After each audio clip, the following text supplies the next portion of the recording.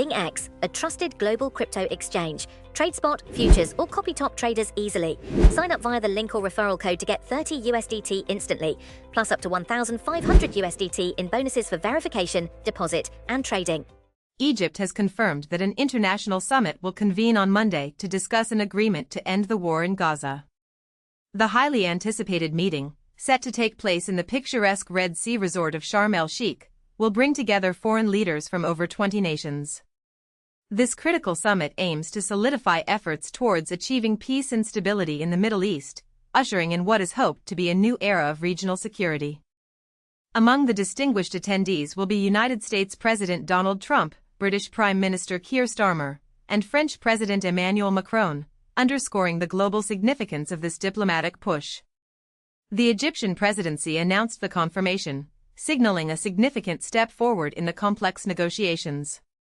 In parallel, significant developments are unfolding on the ground. Israel has commenced the transfer of prisoners to 2 jails in anticipation of their release, a pivotal move designed to facilitate the return of hostages held by Hamas. The prison service confirmed that extensive operational measures were implemented throughout the night to execute this government decision. Thousands of personnel, including prison officers, were involved in the process. This exchange is expected to see the release of approximately 2,000 Palestinian prisoners, a group that includes individuals serving lengthy sentences for serious security offenses, in return for the remaining hostages still in Gaza. However, a list of individuals slated for release, published by Israel, notably excluded high-profile prisoner Marwan Barghouti, a decision confirmed by Prime Minister Netanyahu's office, which stated its refusal to release him. Adding a layer of complexity to the emerging peace plan, a Hamas official conveyed to agents France Presse that the disarmament of the organization, as proposed within President Donald Trump's plan for Gaza, is out of the question and not subject to negotiation. While the official stressed that the proposed weapons handover is unacceptable, President Trump has indicated that this particular issue is slated for discussion during the second phase of the peace plan. On the humanitarian front, a significant number of residents have begun to return to Gaza City. The territory's civil defense agency reported that over 500,000 people have made their way back since a ceasefire took effect the previous day. This marks a notable shift, allowing for the gradual resumption of normal life in some areas. The World Food Programme has also begun scaling up its operations in Gaza, taking advantage of the ceasefire to resume critical humanitarian efforts in areas that had been cut off from vital aid during the protracted conflict.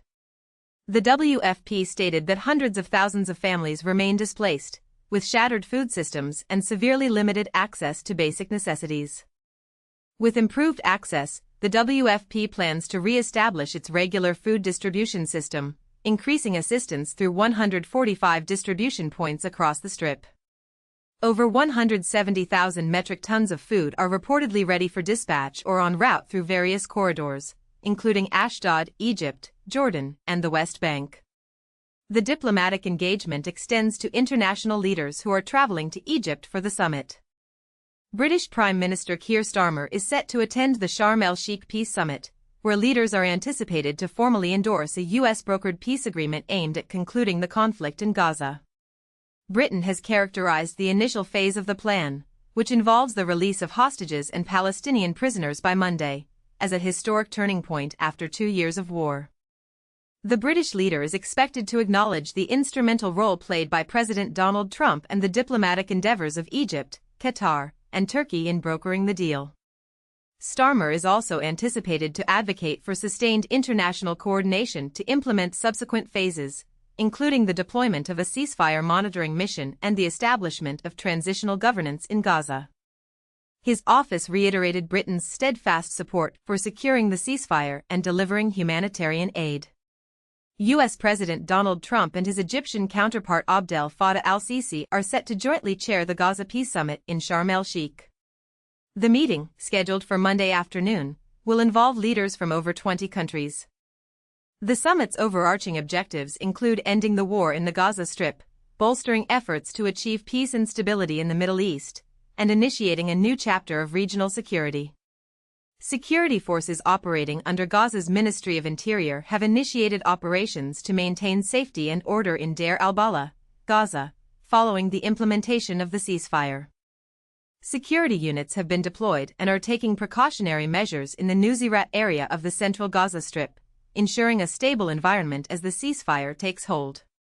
Meanwhile, U.S. envoys Steve Witkoff and Jared Kushner have visited the Gaza Strip, according to the Israeli military. The Israeli Army Chief, Lieutenant General Eyal Zamir, conducted a field tour in Gaza alongside Witkoff, Kushner, and Admiral Brad Cooper, the commander of the United States Central Command. Earlier, Witkoff and Kushner, along with Ivanka Trump, addressed a rally at Hostages Square in Tel Aviv. Witkoff conveyed a message of hope to the hostages, stating, "To the hostages themselves, you are coming home," a sentiment met with applause and cheers from the thousands gathered. He also acknowledged the courage of the hostages' families, stating, "Your courage has moved the world." Ivanka Trump, addressing the crowd, expressed pride in standing in solidarity during this dark chapter and drew significant cheers with the mention of her father's name.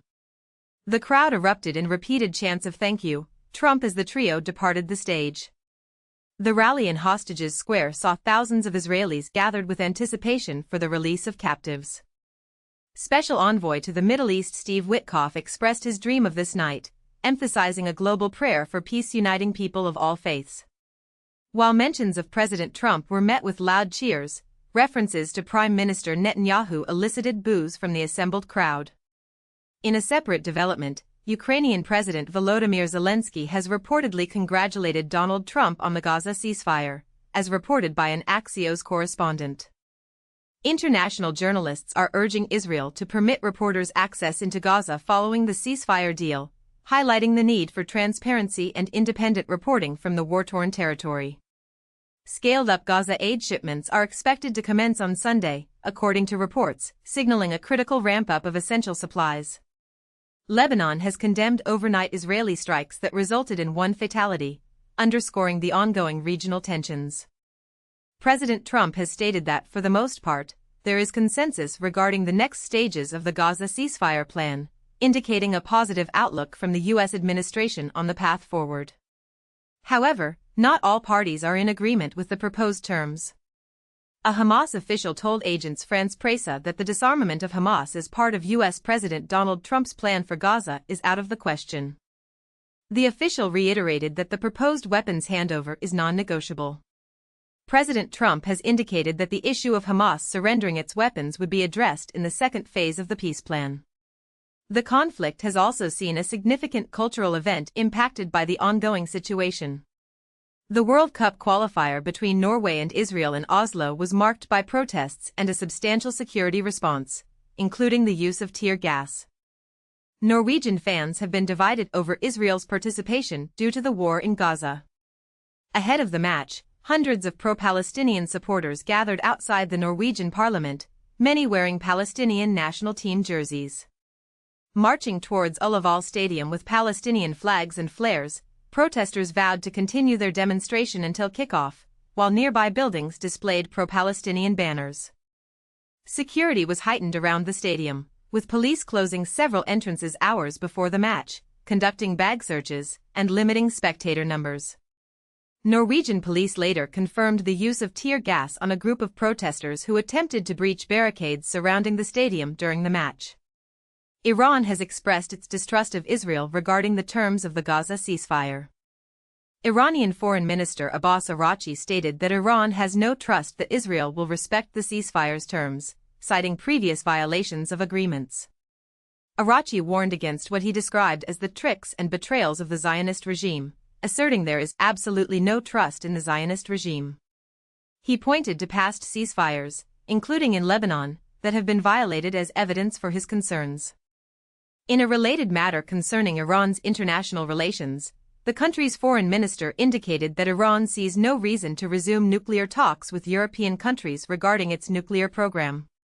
Minister Araghchi questioned the potential positive outcomes of such negotiations, referring to Britain, France, and Germany, who had expressed a desire to restart stalled talks. These comments come after widespread UN sanctions against Iran were reimposed for the first time in a decade, sparking anger in Tehran after last-ditch nuclear talks with Western powers failed to yield a breakthrough. The sanctions, which came into effect 3 months after Israel and the US bombed Iran, prohibit dealings related to Tehran's nuclear and ballistic missile programs and are expected